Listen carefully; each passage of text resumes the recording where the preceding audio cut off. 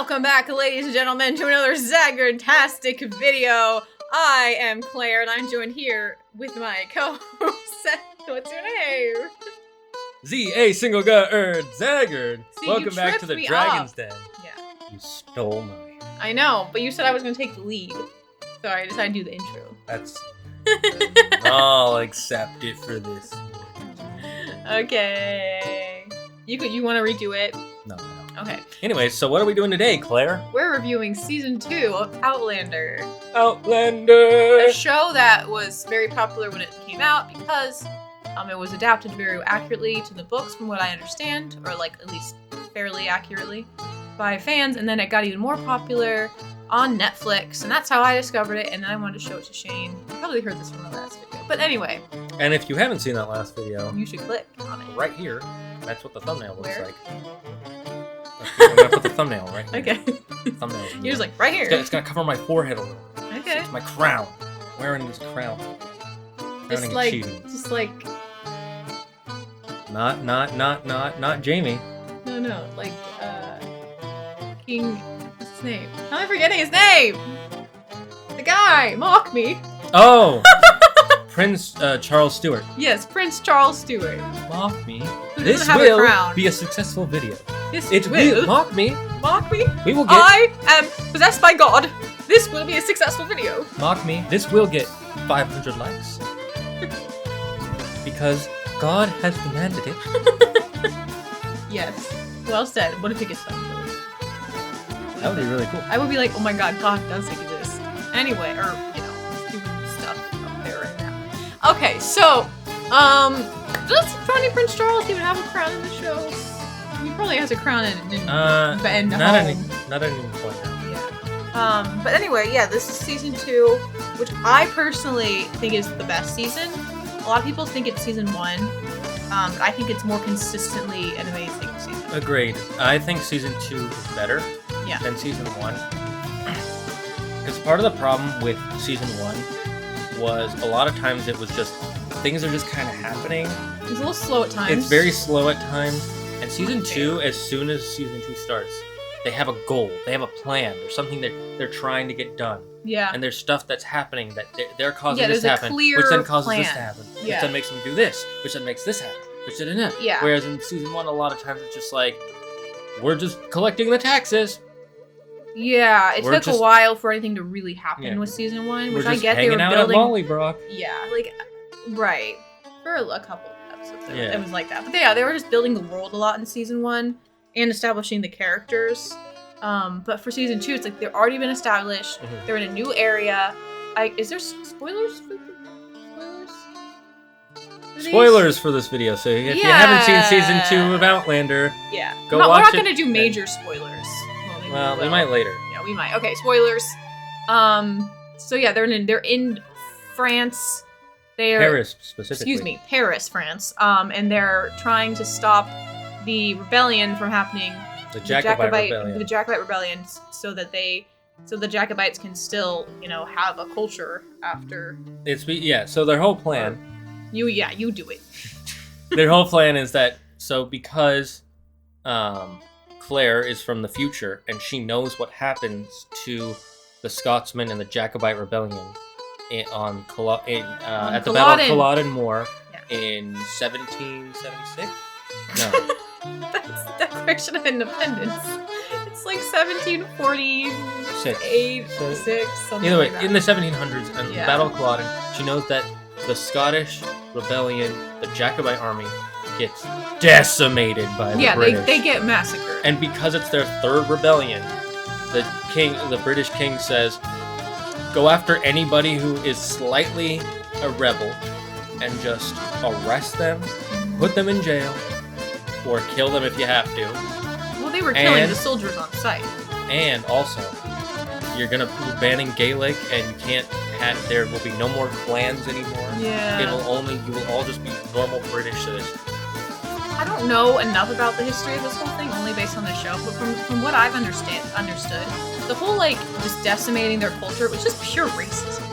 I don't understand why they were like, screw these Gaelics. It's because the Scottish didn't want to be ruled by a they were non-Scot, rebelling against, and they kept rebelling. So the British king was like, "Fine, you know what? If you're gonna keep rebelling, I'm just gonna destroy your culture, so there's no one left to rebel." Right. Like you're just completely break their spirits. Yeah, he took the extreme route. Yeah, it's not the right thing to do, but it was the logical option, and it worked out for him in the end. It worked out for him in the end. Yeah. So like. Upstairs just slammed their doors. They were very upset about our history. Yeah, we literally shook them. Shook it. Okay. We shook it. We are shook it, and the sailing shook it. Oh my god. But yeah, Anyways, I think like the reason why they were decimated is because more than like war tactics. It was just because the British army had more soldiers, well, no, more I know money, that, but and I mean, better like, why weapons. they chose to just eliminate them. Oh, because they didn't.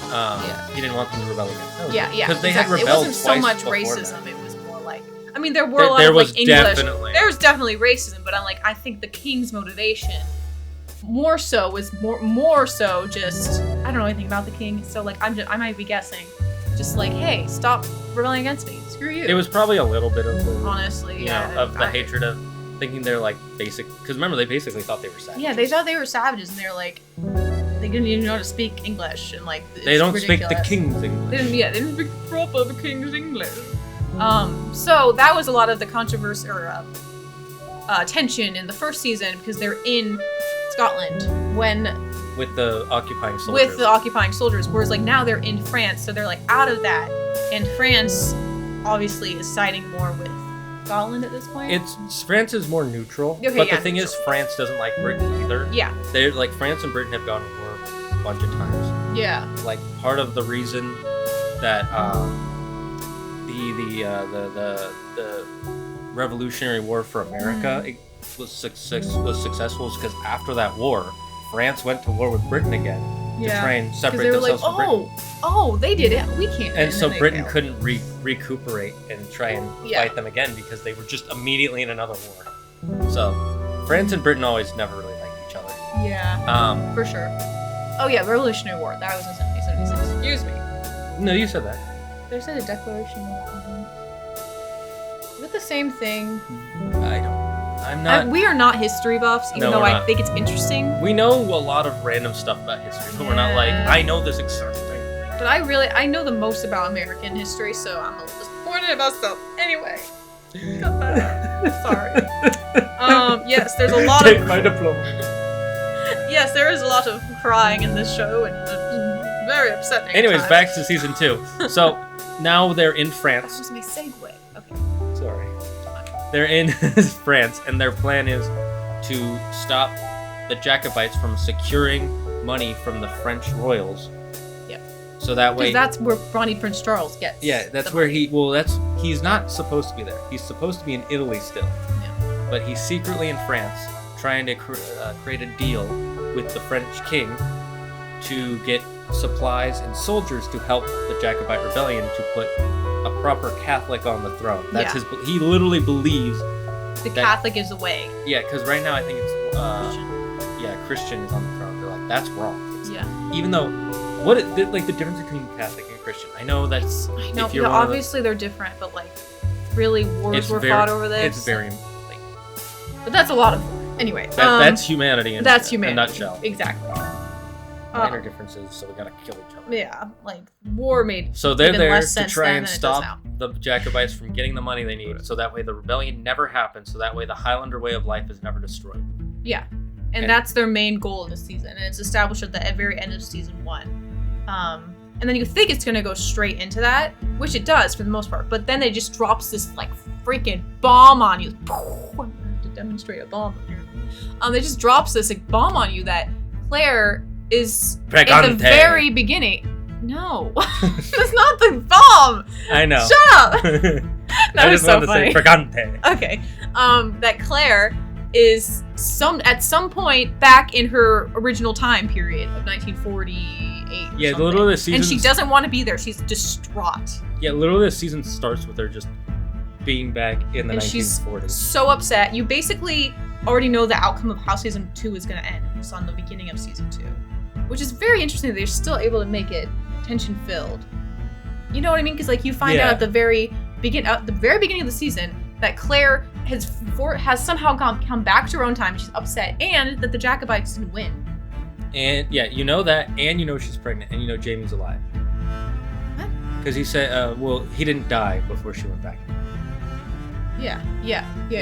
Because the last thing he said to her, she said the last thing he said to her is, I would fight with my brothers. Yeah, well, yeah, you know, like, he's going to fight, and so, like, that's all Claire knew. And now Frank gets caught up on, learns everything that happened to Claire. Yeah, so it's like this crazy, because it's like the first half of the first season was just like, she's just trying to get back to the Stones. So then by the fact that the beginning of season 2, it's like, oh shit, she's back. She doesn't want to be, and it's so heartbreaking. It's like, wow. Talk about a change of, like, pace and mood. Her character, I don't know. I'm not explaining it right, but it was just like something I never saw coming at the beginning of season 2. What did you feel when you, like, the first time you saw it? I was like in denial. Yeah, wow. I was like, she can't possibly be back in her own time. Like, after all this? I wasn't that in denial for two reasons. A little in denial. Not One, actually. because you told me, because I like to kind of know a little bit about what's going ahead. Because otherwise my brain is like, I have to know. If it already exists, I need to know. And two is, I'm not surprised. It's a typical writing tactic for movies, shows, books, to have, like, the character goes to a place, they get used to being there, and they don't want to leave, and suddenly, for some reason, in the next big installment, they're not there. Really? This is a big tactic? It's not a very common tactic, but it's not unheard of. Sure. It was just so, I guess you're right. It was just so unexpected. Well, it's because my brain works a little bit differently than people's. Like, I get into the story, but while I'm in the story, my brain's like, how does this work narratively? What is the most logical narrative next step? Yeah, and obviously there's a lot of people who think that way, but I'm not one of those people. Yeah, no, that's fair. So, like, I try to just be immersed as much as possible in the story. That's why when people are like, oh, I totally guessed the ending, I'm like, that's unfortunate. I'm lucky I can do both. Yeah. So. No, I mean, ideally you can do both. That's just not how I watch I mean, things. there are some things where the ending is so obvious. You're like, yeah, for sure. You could have tried a little harder. Yeah, that's just bad storytelling when that happens, honestly. Yeah, agreed. Unless it's done in a certain way. Yeah, so I just meant like it was so, like, unexpected. Yeah, fair. No, when that makes the sense. premiere of season 2 started that way. Yeah, it doesn't ease you into it. It literally just starts. Yeah. With her going back to the future. It's like so sad. It really is sad. Yeah. But then you go back and you see what their life is in France. And literally the first thing that happens to them in France is they get off the port. Oh, yeah. And she diagnoses a guy with smallpox, which then makes another very rich person lose a huge part of his business. And they immediately have an enemy. Yeah, instantly. Literally in the first 15 minutes. When she was just trying to save the city, but don't get in the way of money. Exactly. There's a reason they say money talks. Exactly. And back then especially. No, you don't do that. But she's not from this time, so. But anyway, he's a prick. He's a smart guy, but he has no redeeming qualities, that guy, honestly. I'm sure he probably would have, but because we're always from the perspective of someone he hates, he's always going to put his worst foot forward. I was just like, I remember when I saw the beginning of season 2, I was like, maybe he's going to somehow become like an ally. Because that's very common in Outlander, where there's a character you start off with that you don't necessarily like, but then you do. It's like Game of Thrones, where you don't think you're going to like someone, you end up liking them. Not to the extreme of Game of Thrones. Or like Dragon Ball Z, if you've seen that. Yeah, a lot of shows are like that. But he's just not at all, which also kind of subverts the expectations. So, I'm saying a lot. Sorry. Anyway, so they're basically like the first 3/4 of season 2 is them trying to stop the prince from getting funds. And the moment we met the prince, he's so great. I love the prince. And by the way, it's not just Jamie and Claire, it's also Murtagh. Oh yeah, Murtagh. Murtagh is my favorite character. I love Murtagh. Yeah, he's definitely one of my favorite characters. He's a fan favorite, from what I understand as well. Yeah, he's a great character. Yeah, he's fantastic. And he's also not named after, but he has the same name as one of a character from my favorite book series. I already said it before. You already said it? I said it in the last one. Oh, yeah. And he's such a sweet story too, because he was in love with Jamie's mother, but she married someone else. She married his father. Yeah, but she named him his godfather. So and she kept the gift that he gave her, showing that she did care for him. Exactly. It wasn't for love. Exactly. So he's an extremely honorable guy, and you really like him. Honorable. And he's a little bit battle mind, Yes. Like he doesn't really think about other stuff. Like literally when they're there and they tell him we have to stop the Jacobite rebellion. His first answer is kill the prince. Yeah. If we just stab the Bonnie prince, there would be no rebellion, right? And they're like, maybe we don't start this with murder. And he's like, why not? We'll just murder him away. Come on. Brute force, which is kind of how Jaime was in season 1, but he kind of evolves past that in season 2. He does like grow. that is not the way to do it. The way to. Well, he was always not completely brute force. No, They talk about how when he was younger, he was way more brute force. Yeah. But he definitely did grow in season 1, but you don't really see what his growth was until season 2. Yeah. Because season 2 was a lot more social encounters. Yeah. For my tabletop friends out there. It's a lot more of like the Game of Thrones aspect of politics, but not obviously no one's trying to like get on a throne. Well, actually, yes. Kind of. Prince Charles is. He's literally trying to never get mind. Yeah. Mock me. I'm so embarrassed. Mock me. We I'm an idiot. We loved Prince Charles and the actor who played him. Yeah, I mean the character you kind of you love to hate him a little bit. Mostly you love him, but he's frustrating. But the actor, we love. I totally believed him as Prince Charles, even so though good. I knew nothing about Prince Charles. But I totally could believe a princess always being like, "Mock me, I will get myself on the throne to put a proper Catholic there, as is my right given to me and my father by God. Mock me, this will be my destiny." Like at first you're like, oh, this man is like such a like little pansy. He's all talk, and he mostly is, but he actually has some redeeming qualities. Yeah, we literally the first time we meet him is in a brothel. Yeah. In France. Yeah. In Not Paris. surprising. And he's like enjoying this brothel. That was a weird. Those first few episodes were so weird with the brothel. Yeah. Like I love in that first scene when they're in the brothel, and it's like, we have a special entertainment for you, your wives, and all the rich men who are married. Pretty much everyone. And then like some women walk out that aren't their wives, and it's like, oh. Yeah, they're just like prostitutes dressed like their wives, I guess. I don't know what the entertainment was there. I don't know. Yeah. But obviously it's a very different tone shift from the first season, because like the first season's super gritty, and I feel like everyone was constantly like in the mud. You know what I mean? Like there wasn't a lot of fancy clothes. Like the fanciest thing you saw was like their wedding clothes they wore, and that was not even and the red that. coat outfits. Oh, you mean the British? Yeah. Yeah, but I meant and the Duke of Sandringham. He had like the fanciest outfit in season 1. Yeah, because he was like the Duke. Yeah. Oh yeah, I can't talk about the Duke in season 2. Oh my god. But in this one, they come to France, and like Jamie's like cousin or something is basically like, yeah, I'll help you get in touch with the prince. Yeah, he's a wine merchant. He's like, I'm going away for a while. Can you run my place? And suddenly they're like, Mr. and Mrs. Fancy Pants, which is like a little bit of like a abrupt, like, oh, they just. It's kind but then of they're running the entire estate, so. Yeah, and it also and because of the fact that Jamie was raised to run a kingdom. Not a kingdom, but a section of land for Lollybrock. Yeah. He knows how to run an estate like that. Count the books and all that stuff. Yeah. So they're both like, they look like they're like they are aristocrats. They're aristocrats, in this season, basically. And like the outfits go from like these like woolen outfits to all these like really shiny silk outfits. The only thing that's unbelievable is how nice they're. You can tell that they were made by modern machines a little bit, or at least with modern. Well, yeah, designs, it's probably hard to fake that. Yeah, but it still looks period accurate. And it looks so beautiful, and you can and there are so many times where you can see like the higher class, the rich class, and the poor class, and just like the separation, even though they're right next to each other. There's even that one There's point. a little bit of a classism commentary in the show. Yeah, in like one episode. Yeah, not for much. Like 10 minutes. Yeah. But it's such a good episode. And then there were so many characters I loved in this. Like Claire's friend, that one French woman.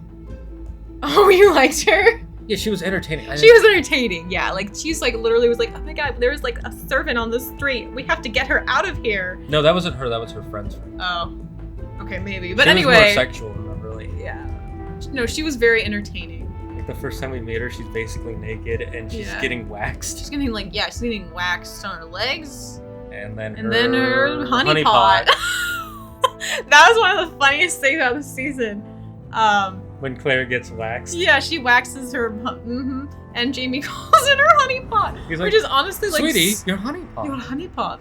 Like, it's honestly kind of adorable, but like, I don't want to hear this. At least we have a G way of saying it now. That's true. This This show is definitely not G-rated. Oh God, no. This whole show is basically like either R-rated violence or softcore porn. Mm-hmm. Like straight up. There's way less sex scenes in this season than the last season. Even though it's with the French and they're talking more about I know. It's weird. Which is very interesting. But it makes sense. Yeah, no, there's so many amazing characters in the show. There is the girl. She's very entertaining. There's Mary, who you really start to root for towards the end of the season. Little Mary, wonderful character. There is one of my favorite characters in the show, now that I've rewatched it. He's definitely up there, is the guy. The guy who, the apothecary guy. Oh, yeah. You know, her friend. I forget his name. You never see him again. He has a really, like... It's great. Great guy. He's a great guy, but he has, like, a really, like, wrinkly kind of... He's a very short man. Face. He was the owner of this place where she would get, like, medicines and stuff. He's not, like, one of my favorite characters, but, like, he's definitely a standout that I appreciated him. Yeah. The Comte is a good villain character. Comte Saint-Germain, the guy who they put on the ship. Yeah. The Prince is a great character. Murtagh is a great character. Fergus later is a great character. Mm-hmm. There's so many new characters introduced in this season. I didn't realize. They basically have a 100% new cast except for Claire, Jamie, and Murtagh. Yeah, because they go to complete another even land, the country. The mother superior in the church. Oh, she's so great too. Yeah, she is. She's so even like there's like a random executioner. Even I was like, I'm intrigued by him. Yeah. Even though he didn't do much. He was a nice guy, but he works for the French king as the executioner. Yeah, like that's his job. Off, But then in his free time, he volunteers at this church hospital. Which is where the nun is, and that's where Claire starts volunteering. And the reason he's able to help is because he's an executioner. He understands like physical pains in the human body. Yeah, it's great. And the dog. Oh yeah, the dog. The nun has a dog that like stiffs out if someone has an infection or anything like that. It's which is a cool trick for a dog. Mm-hmm. I know that is a thing dog too, but the fact that she knew how to train the dog to do that in the 1700s. Yeah, it's really cool. And then of course we have the character that we were already mentioning before that we both were you especially were entertained by. The Duke What's his name? of Sandringham. The Duke of Sandringham, which is kind of, if you think about it, he's like the unspoken villain in the show, even though he appears like he's not, and then he just spam at the end totally is. Spoilers. Quite embarrassing. There we go. Yeah. Okay, well, from now on, we're just gonna go into hard spoilers. Okay. So if you really don't want to get it spoiled for anything, go watch season 2. Come back. Yeah. Just putting that out there, so you can't be mad at us. Okay, we're gonna talk about spoilers now.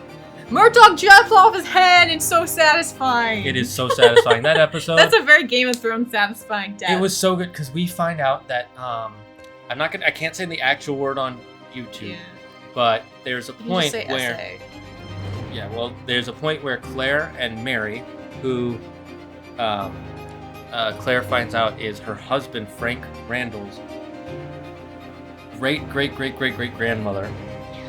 They get attacked by some men in an alley. And what do bad men do to young women in an alley? Especially ones that are virgins?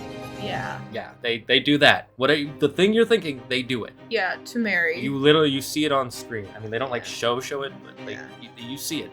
Yeah. And then later, you find out that the person that orchestrated it. The first you find out that the Duke of Sandringham is Mary's godfather. Yeah. And you find out he was the one who hired the guys who attacked them and told them to do that to his goddaughter and declare. Yeah, because in his mind, he's like, well, I'm saving your lives, because like the guy, the Count de Saint-Germain, he wanted them murdered. And he's like, oh, sorry, I'm a lot. No, wait. Can you say murder on YouTube? Yeah, you can say murder. You just can't say the self. Excuse me. Yes, you murdered. That's allowed. He wanted them murdered, but instead, so he's like, just do that other negative thing that men do to women. Yeah. Which he did technically save their lives that way, but it also ruined Mary's life. And it's so great because Mary, when she finds out, she takes a knife and stabs the specific guy who did it to her. Yeah. Right in the kidney, multiple times, killing him. And then I think it was. Yeah, and then Jamie and Murtagh show up. Yeah. And Murtagh just takes an axe and just chops the the Duke of Sandringham's head off. This really pompous asshole. Which is like the best way for him to die because it's so brutal and like so not gentlemanly. Yeah, up It's until just, that episode, he's just kind of an asshole. Yeah. Who's also like kind of entertaining. He's an entertaining asshole. He's like, oh, good to see you again. Yes. And he plays both. He plays both sides. He both helps. He helps is a the Jacobite king supporter at and first. supports the Jacobites. Yeah. But he does it just so that way, whoever wins, he's on the right side. Exactly. He doesn't do it because he's a good guy. He's kind of like what's his name in Game of Thrones? Sansa. The guy Sansa was. Oh no, he was on his own side. Yeah, that's true. I guess. Yeah. He appeared to be playing both sides. You're talking about the Raven, the older guy who was in love with Sansa's mom. Yeah. Yeah, the Raven. The Raven? I think so. It's been so long We'll since put I've his seen name it. up. He died in like season 5 or 6. I don't remember him anymore. Yeah. But anyways, yeah, the Duke of Sandringham. It's a great ending. Just like, and when he chops his head off, Murtagh takes his head, puts it in front of Claire and Mary, and says, "I promised you to lay your vengeance at your feet. So here you go." And he points it out and then bows to them. Yeah, because they knock him out in the alley before that happens. Murtagh was their bodyguard, and when he felt bad because he didn't protect them. Yeah. But he literally gets jumped by 3 guys in a dark alley. Yeah, it's like, of course that was going to happen, but he still feels this is, another character we meet is the brother of Blackjack Randall. Yeah, who's Alex not Randall. a terrible person. Yeah, like Blackjack Randall is literally besides the Duke of Sandringham, they're both terrible. Are you saying the Duke of Sandringham is worse than Blackjack Randall? How? No character is worse than Blackjack Randall. I'd say they're equal. I don't want to. Actually, there's a no spoilers, but I've seen the show. That there is another villain later that gives Blackjack Randall a run for his money. But I can't even say he's more evil it's hard than Blackjack Randall. The only reason I might say the Duke is No. He's more conniving. Blackjack Randall is upfront about his. Oh, that's true. You're brutality. right. He's straight up evil. Yeah, he's straight up evil. Yeah, he literally is like, I have nothing to redeem about myself. Jack Black Randall, the evilest character. The best villain ever. And then you have his brother, who is such a sweet guy. He met Mary, fell in love with her. Yeah. But then he couldn't stay with her because she had just been attacked. Yeah. In that way. But she wasn't in the right state. And also Claire sent him away. And he also had just lost his job because of a dumb misunderstanding. Yeah. It was an understandable misunderstanding, sort of. Yeah, especially for the time period. It's just really unlucky. But it was a terrible one. And he also had major health issues. He's coughing up blood when you meet him. Yeah, he's dying basically when you meet him, so you know he's going to die. But then there's some real, and then there's this twist of events where it turns out you think that Mary's gonna marry Blackjack Randall because she's Frank's lineage. Yeah, in Frank's lineage, his that's not actually true. Great-grandmother started the lineage by saying Mary, blah blah blah. I forget her last name. Yeah. Mary's Jack Randall. Yeah, Jack Randall. But it turns out no. Yeah. What actually happened was, way after all the stuff that happened in Paris, they failed to stop the rebellion. The rebellion from uprising. Yeah. And they go back to Scotland after on another story beat. Yeah. Their first child. Yeah, it's like that's one of the most tragic episodes in the show. And it makes me so sad. I get like this pain, not like in this part of my chest, but like I always get a random pain in the part of my body. It's so intense. Basically, Claire miscarries their child, or stillborn. She was like very far along. And she's like and it also happens when like Jamie goes to duel Blackjack Randall, so then he gets thrown in prison. He also attacked someone against their will and did the thing, but it was to a young boy, not a girl. Yeah, so it's like Blackjack Randall is like he's just a despicable human. Like he's the worst. But anyway, she ends up miscarrying, and then Jamie's in the prison. So then she finds out why he was attacked. It's a whole thing, but basically basically what happens is she miscarries, and then you have to like see her go through her grief in a hospital bed in a hospital. Oh my, yeah, and like the actress, Catherine Belliard, I forget what the actress name who plays Claire. That I think is her best performance that I've seen in the show. Like, she's incredible. because there's a scene, because this is the scene that's really like sticks with people. It's not just that, oh, you find out she miscarries and she's sad, and that's what usually happens at first, but then they go back and they show her holding the baby that's already, of course, the dead baby. It was a stillborn. It was stillborn. So, and then like eventually, like her friends like, we have to bury her, and she takes her away, and like the way that Claire's actress does she literally that scene, looks broken, not like heartbroken. It is a fantastic. It's not even performance. heartbroken. It's like another level. It's She's literally like broken. just like it literally looks like her body breaks. Like physically, something can see something physically in her break. It's insane. Like she lost a part of her because she lost a child, and like the actress is absolutely phenomenal. Like she should have been nominated for an Emmy for that. I don't know why. Like Outlander's been overlooked for award shows. Probably because because they're on Stars. Probably. That's probably the only reason. I'm not gonna lie. It's the most popular Stars show, but it's still on Stars. But yeah, she's an amazing actress, but that scene in particular is like, you know, she's the real deal. Yeah, it was yeah, fantastic. Fantastic, so heartbreaking. I can't even like. Yeah, I can't talk about it. You can't explain it to you. You have to see it yourself if you haven't. Yeah. And if you don't remember the scene, just go watch it again. It's so. Yeah. It's so powerful. Say what you will about the show, it's so intense, but like the intensity, it does it so well. Yeah, they don't just feel. do it. You feel the feelings in this show. It doesn't just feel like dark thing for dark purpose. Yeah. Like, baby dies because that would be like a cool story. It feels like this was a thing that happened to a person. And all women all the time. Yeah, and we get to see and experience like even though it's shy away. It's a fabricated version of it. None of it's real. But it still feels like you get to kind of see what that was like, how terrible that because was. you've been with Claire on her journey this whole time, so like you're really with her when this happens, and you feel her pain. You okay? Yeah, I just had to. Yeah, it's like, are you crying? I didn't think so. I didn't want to yawn on camera, but now you've exposed me. Oh, okay. Mock me! Mock me! I will not yawn on camera for this video again. So yeah, basically that's mainly what happens, and then we get the finale, which is one of my. We got to go back.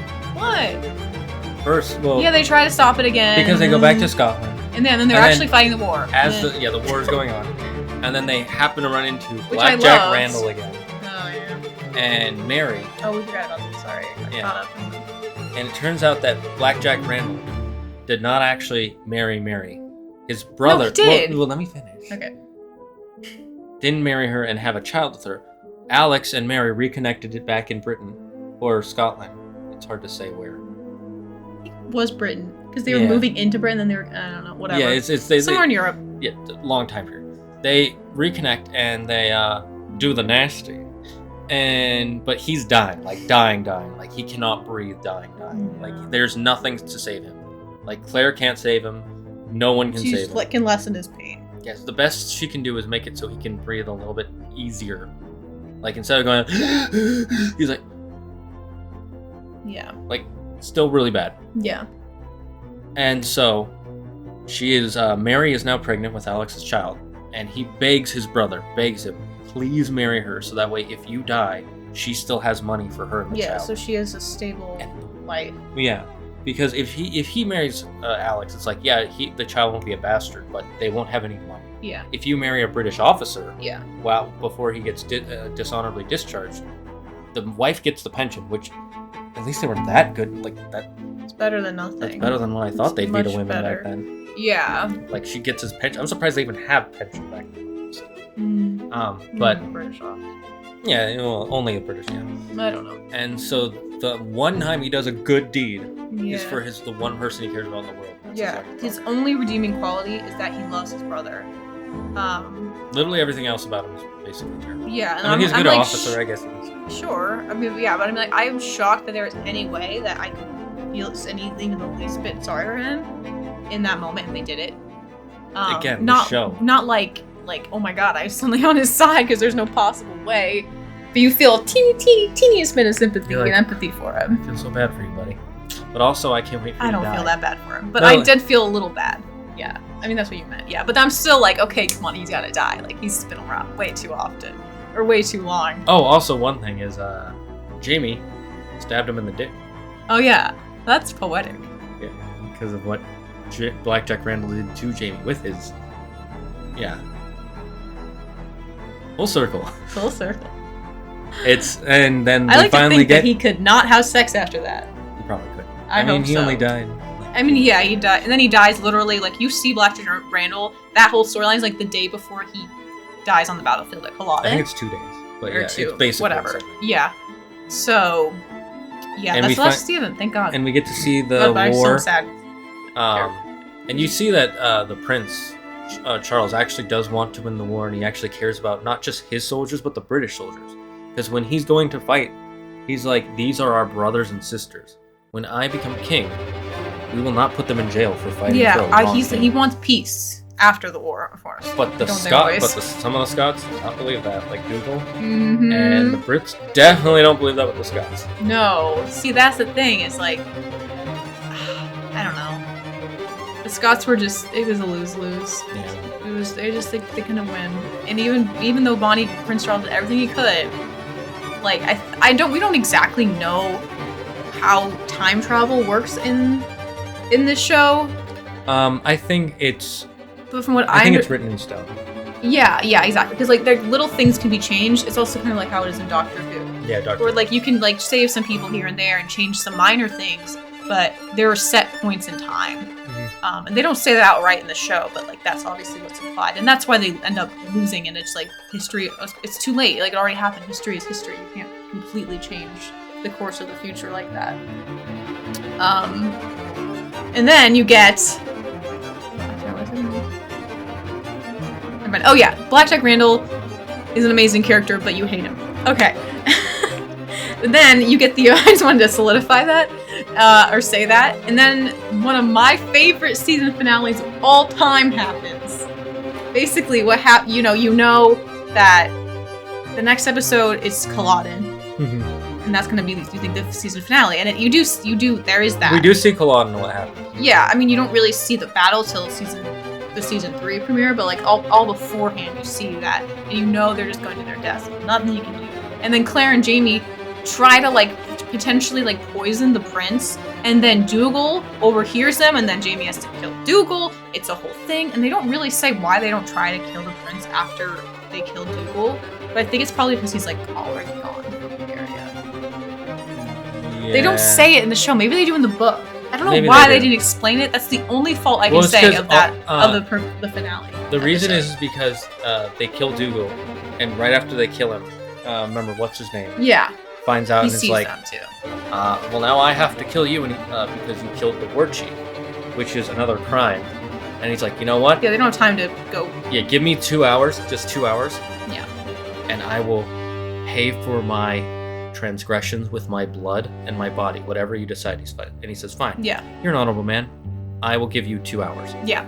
And so the reason they don't have time to kill the prince is because the battle's going to happen in 2 hours. Yeah. And okay, that they do explain it then. And Jamie realizes there's no way to stop this battle. Even if we killed the prince, we wouldn't be able to stop the battle. No, then there's no time to even kill the prince, even if they could. And so he's like, I'm gonna take you, and we're gonna send you back to the future, so that way you back to the future. I'm sorry, I had to. Back, so that way you and our unborn child will survive. Yeah, because he knows that she's pregnant, even though she didn't tell him. Be taken care of by someone who loves you. Frank.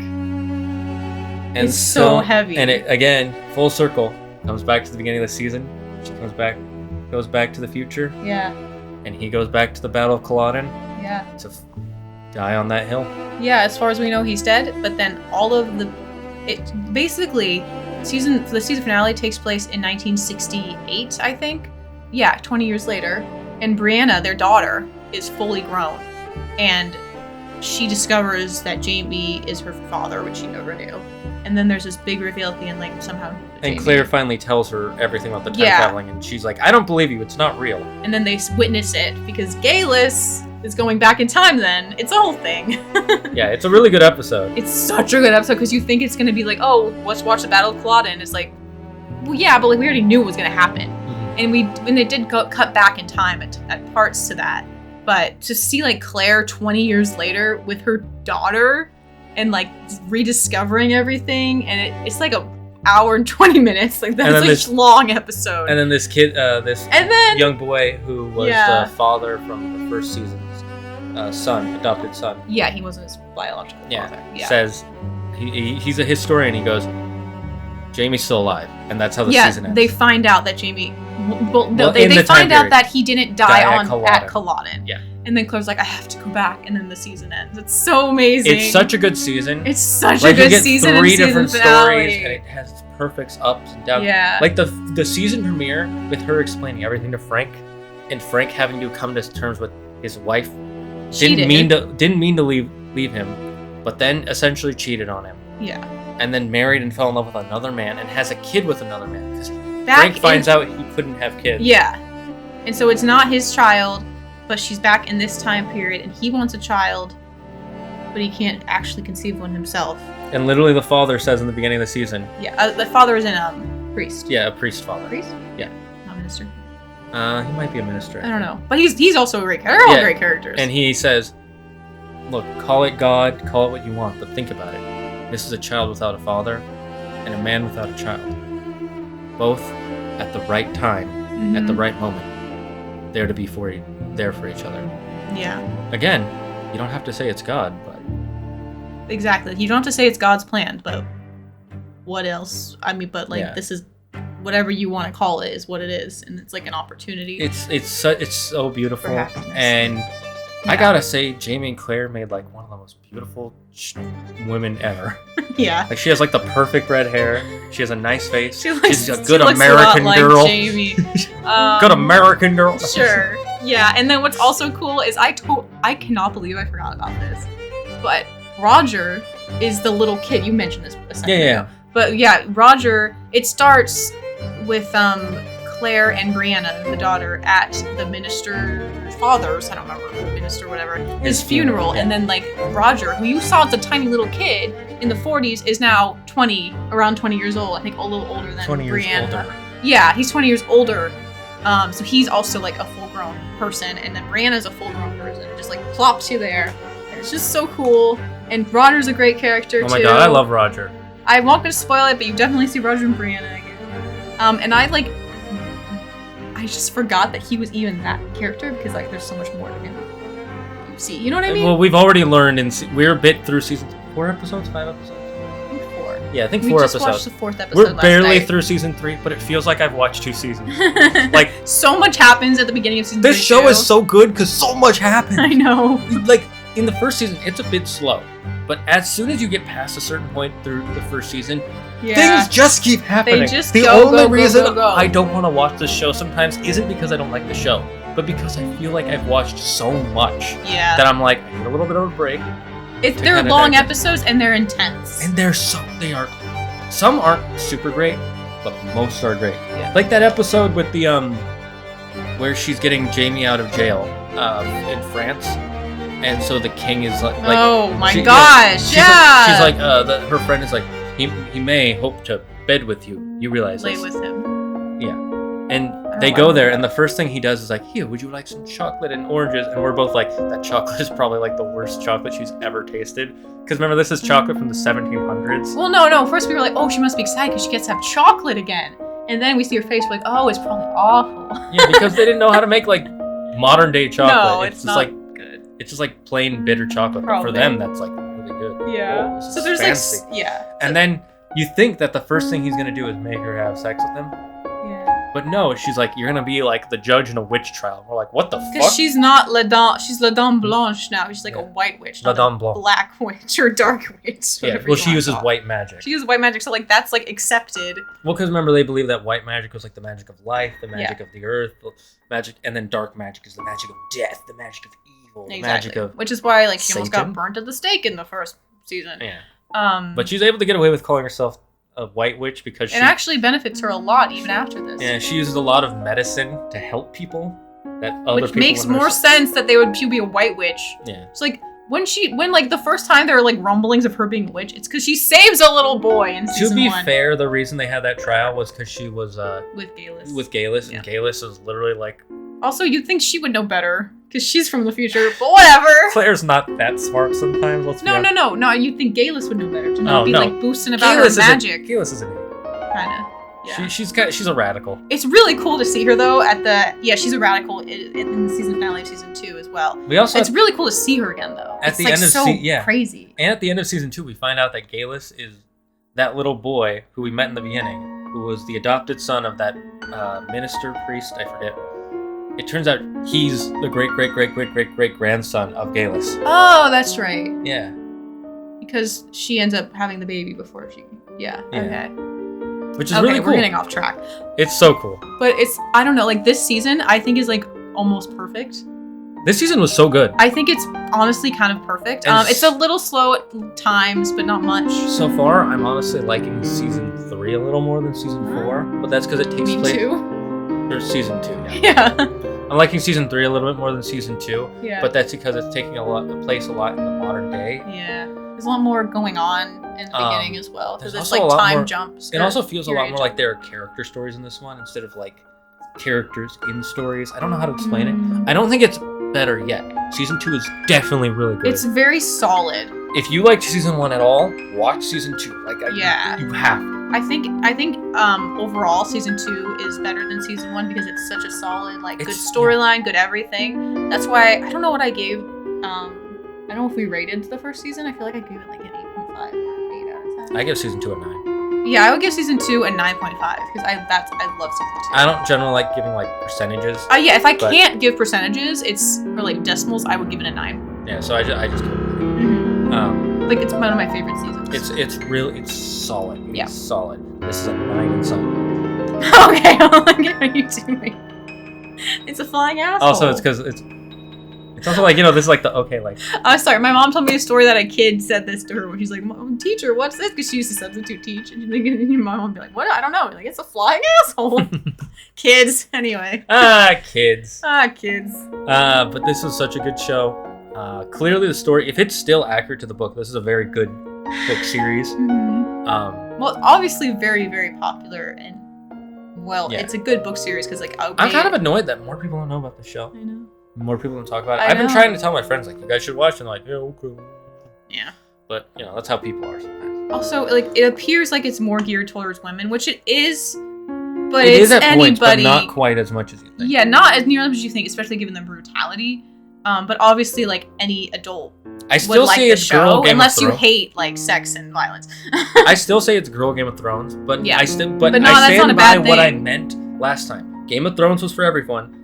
Outlander is for everyone. I only say it's girl Game of Thrones because it was written by a woman with a female main character, and you can feel the kind of romance. There's a lot. It's very heavy romance, but also you can so tell much it was else written by a woman, on. not in a bad way. You can tell there's a different way that women write and men write. And it's just but it's great. Yeah. Watch it. It's good. The acting is good. The writing is good. The costumes are fantastic sometimes. Yeah, the scenery's gorgeous. And obviously there's a big focus on the romance, but there's so much more going on, too. It's not one of those crappy ones like a crappy comic book that are written by dudes that just hot girls. Yeah, or it's not a Bodice River book. Oh, yeah. I love him. It's these are people. It's played up a bit because it's a story and it's supposed to be entertaining, but you're still you're in there. You're so much about these characters. Yeah, this is a person I could totally believe this happening. If time travel was real, this is totally. Mm-hmm. It's pretty gritty and realistic. The most unrealistic part is how beautiful the actors are. Yeah, that's it. That and the time travel. Well, obviously, yeah. But it's yeah, but from what I understand, it's very period accurate too. So if you like history and fantasy, it's and I like the medieval time period of fantasy. So it's just well, this isn't medieval. It's not medieval, I know, but I mean yeah, I know period and stuff. Yeah. So yeah, that's our review on season 2. Go watch season 2. It's great. If you're already here you've already seen it, please talk about it in the comments with us. Tell us your favorite There's scene. not enough people online talking about Outlander. It makes me very sad. Tell us your new favorite character from season 2. Your favorite scene in season 2. Even if it's a villain, go ahead, talk about it. Mock me. You will click the like button. And you will click that subscribe button. Mock me. We will get more subscribers from this video. Mock me. Mock me. We'll see you in the next one. Don't believe in yourself. Believe in me. We're losing you. Bye-bye.